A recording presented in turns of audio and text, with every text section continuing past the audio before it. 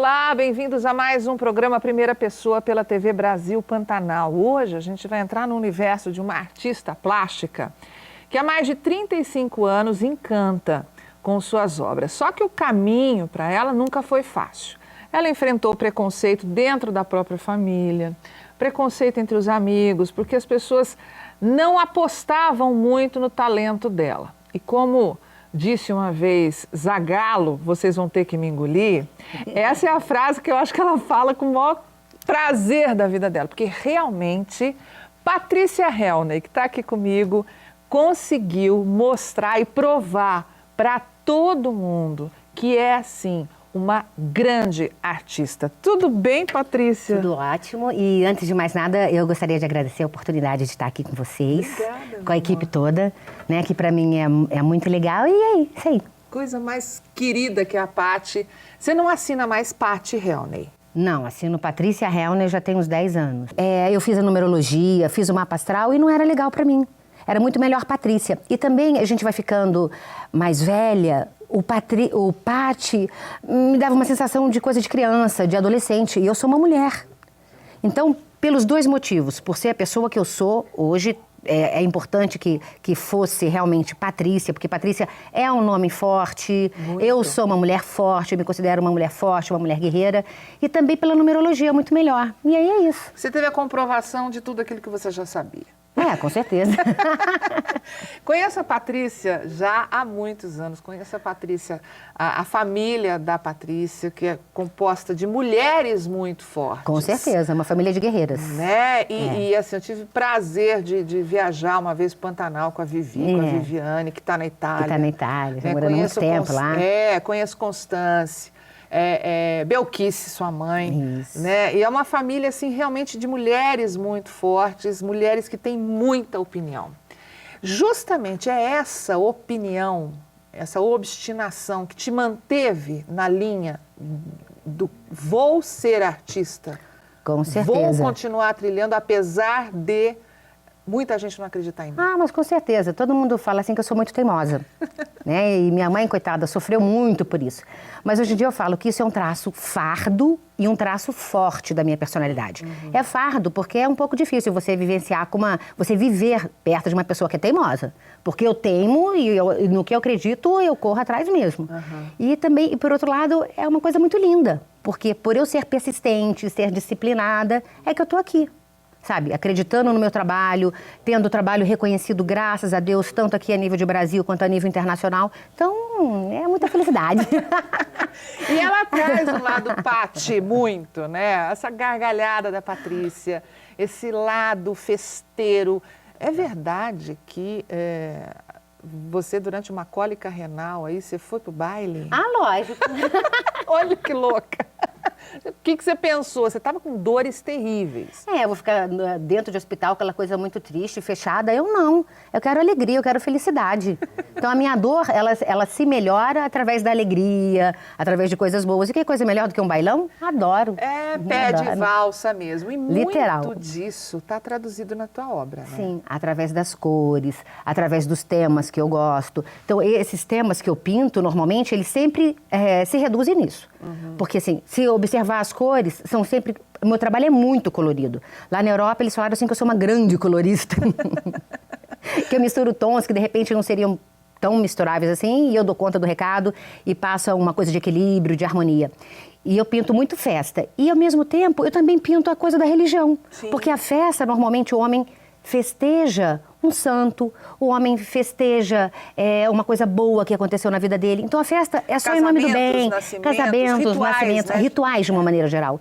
E é tudo em nome do bem, em nome do amor. Então tem tudo a ver comigo. Então, por que não, né? Então meu trabalho é por aí mesmo. A Patrícia falou que na Europa, né, você foi tida como uma grande colorista. E a experiência dela, o currículo dessa moça realmente é invejável. A Patrícia já expôs as obras dela na Itália. Tem aqui, eu tenho que ler aqui para saber. Né? Você foi em Florença, na Itália. Eu em expus 2001. expus na Bienal Internacional de Florença. De Arte Contemporânea em Florença, na Itália, em 2001. Depois... Fiz individual em Roma, fiz individual em Turim, fiz individual em Nápoles. Você correu a Itália?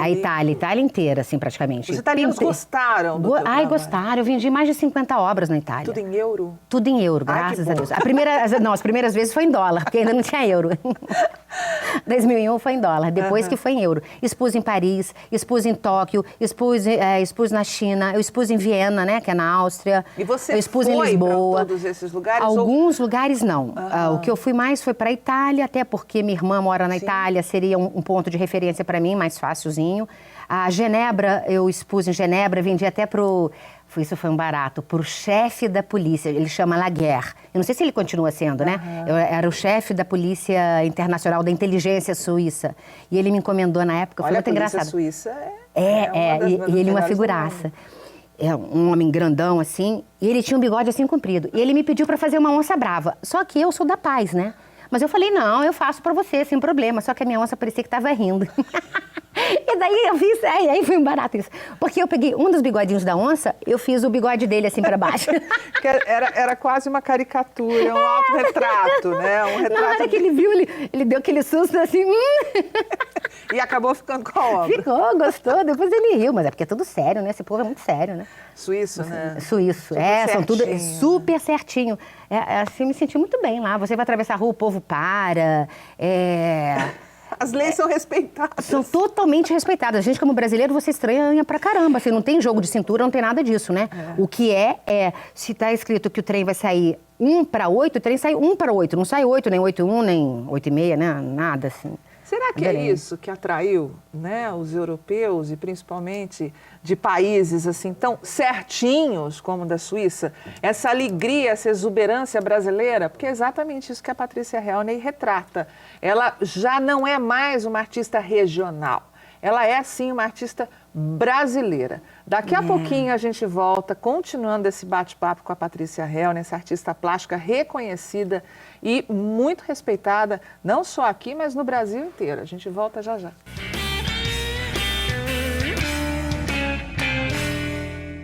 Voltamos no Primeira Pessoa hoje, batendo papo com a artista plástica Patrícia Helney, que tem mais de 35 anos dedicados às artes plásticas. É impressionante, Patrícia, que você está linda, você está a mesma coisa. Desde quando eu te conheço, você não mudou nada.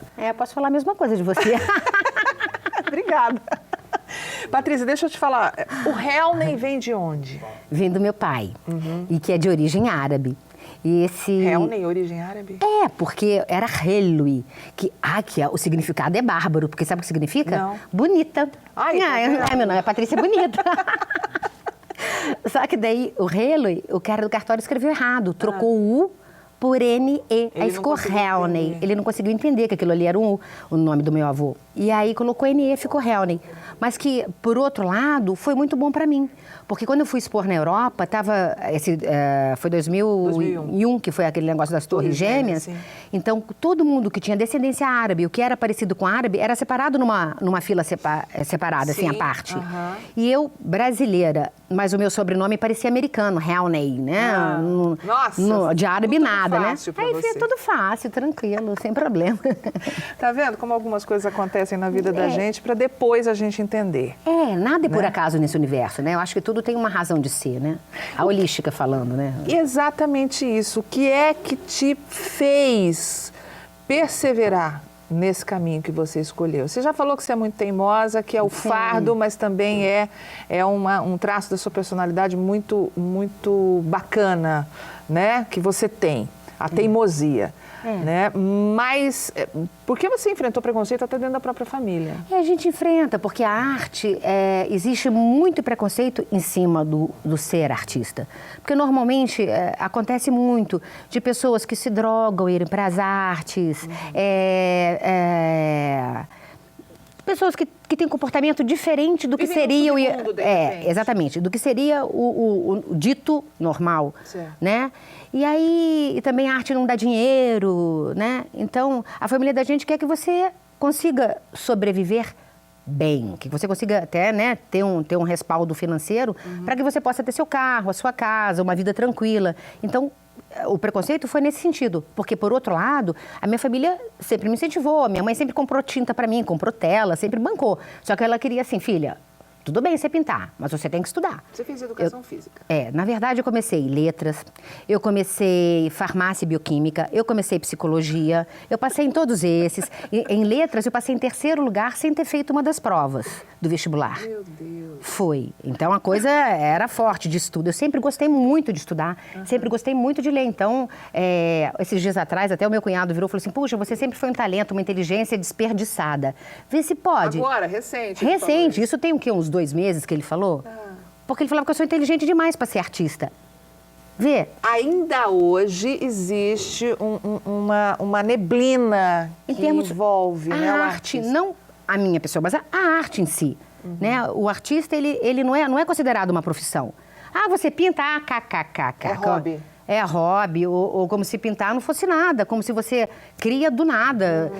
Se o criar não te demanda energia, como se o criar não fizesse com que você tivesse que pensar, que, sabe, se movimentar. Né? Situações. Porque se fosse fácil, todo mundo pintaria, todo mundo seria artista, e não é assim. Não é assim. E você está trabalhando com etnias, não é? Sim, esse trabalho começou da seguinte forma. É? Eu tive uma amiga na adolescência, tenho ainda essa amiga, que se chama Dulce Ribas. A Dulce é uma grande defensora dos índios. Ela trabalha dentro da Universidade Federal e é a minha chefa, eu chamo de chefa. E aí ela que me convidou para agregar ao grupo a arte. Né? Então, um grupo de nutricionistas, tem médico... Dentro da Universidade Federal? Dentro da Universidade Federal tem esse grupo, chama Grupo de Estudo e Pesquisa em População Indígena, que é o GEP, que desenvolve um trabalho muito sério, inclusive, eu acho que é o grupo que tem maior dado estatístico em cima de vivência indígena. Populações, em população indígena, isso, como que eles estão em termos nutricionais, de saúde como um todo, tudo. Entendeu? E a Dulce me chamou, Paty, eu quero você dentro do grupo. E eu fui. Tipo, pau para toda obra. Então, o que precisar, tô lá. Então, eu já ensinei a trabalhar a Magda, também Moraes, que a gente estudou junto, ela é chefe de cozinha, e foi desenvolver um trabalho com as índias para aproveitamento da bocaiúva, para fazer a farinha da bocaiúva, que é uma coisa da região, e que você encontra pouco no mercado, às vezes você até encontra uma farinha que não é de boa qualidade. Então, a gente queria aproveitar a bocaiúva como um todo. Então, enquanto a Magda fazia a farinha, eu, com outro grupo de índias, de mulheres da etnia terena, eu trabalhava com a casca do coquinho. Então, nós fizemos suplás, algumas coisas assim. Artisticamente, mas de maneira funcional. Quer dizer, isso, aproveitando o todo da bocaiúva, quer dizer, não ficava nada de fora, né? A amêndoa fazendo doce, a polpa fazendo a farinha e a casca do coquinho fazendo o suplá, e que ficaram lindos, nós vendemos tudo na época, nós, elas, né? Não nós. E aí, depois disso, trabalhei também junto, um projeto que nós fizemos, foi o ano passado, que até foi lançado um livro sobre as receitas. Num primeiro momento, começou, a ideia era pegar as receitas das índias velhas, das anciãs da aldeia, daquelas que são a árvore da aldeia. E é uma coisa linda. Elas são, assim, isso mexe um pouco comigo, assim. Elas são muito lindas, assim, de um coração, de uma coisa muito linda. E aí, começou assim. Só que o trabalho acabou quando elas começavam a cozinhar, da forma como elas faziam, que foi no fogão a lenha, no fogo, fazendo fogo no chão para assar o peixe, fazendo tapií, fazendo um monte de pratos, terena, elas começavam a contar as histórias da vida. Ah, eu vim aqui, eu ia para a roça com meu pai, eu fazia assim, eu fazia assado. E aí nós escrevemos a história. Então ficou um livro bárbaro, porque é das receitas escritas em terena e também no português, e contando as histórias dessas índias. Como é o nome desse livro? Não lembro. Você lembra? Não lembro. Não, mas eu tenho o livro, eu posso até trazer para você aí. Ótimo, porque... E é daí que você bebe, né? Sim, eu vou para a aldeia ensinar... histórias para poder... Para os meus quadros. Eu vou para a aldeia... Eu aprendo muito mais do que qualquer coisa. Do que você ensina. Você quer ver, tem uma coisa que eu sempre falo, que eu aprendi lá, e que é muito lindo para todos nós, vocês, equipe, e todo mundo que estiver ouvindo a gente também, aprende isso, porque isso evita tanta briga. Sabe o que eu aprendi com os terena? Que o que a gente fala é a gente. Então, a gente tem que ter muito cuidado com a palavra, porque a sua palavra é você. Então, o que você fala, Carmen, é seu. O que eu falo é meu. Eu me mostro naquilo que eu estou falando. Então, e é tipo assim, você chega lá na aldeia, você fala um monte de coisa, blá, blá, blá, blá, blá, blá, blá, blá, blá, vamos supor. Eles riem pra você porque eles não querem te ver infeliz nunca, eles querem te ver sempre feliz, então eles ficam sorrindo. Só que o que você fala não significa que eles vão fazer. Eles vão fazer se estiver de acordo com a verdade deles. Porque o quê? Aquilo que eu estou sugerindo é uma coisa da Patrícia, não é uma coisa deles. Então, você pensa numa briga. Se você fala um monte de coisa de briga pra mim, assim, você faz isso, você faz aquilo, nananana, é o que você acha, não é o que eu sou. Isso é a sua palavra. Isso evita um monte Isso é lição de de estresse, vida. né? Não, evita 99,9% de estresse que Porque a gente se tem. contamina com a palavra do outro. Exatamente. Né? E não tem que contaminar, porque o que o outro fala é do outro, não é seu. Então isso é um barato. Então na aldeia, gente, vocês não fazem ideia do como é bom. Olha, eu levanto 5 horas da manhã, toda sexta-feira. A gente sai daqui de Campo Grande às 6 da manhã. CG piano não é para qualquer um. Tem que ser realmente, tem que ter dom para isso. Bem por aí. Eu volto daqui a pouquinho com Patrícia Helner, vocês viram, né? Tem muito ainda para falar. Terceiro e último bloco, a gente volta com Patrícia. Já estamos né? terminando. Terceiro e último bloco, a gente volta já já.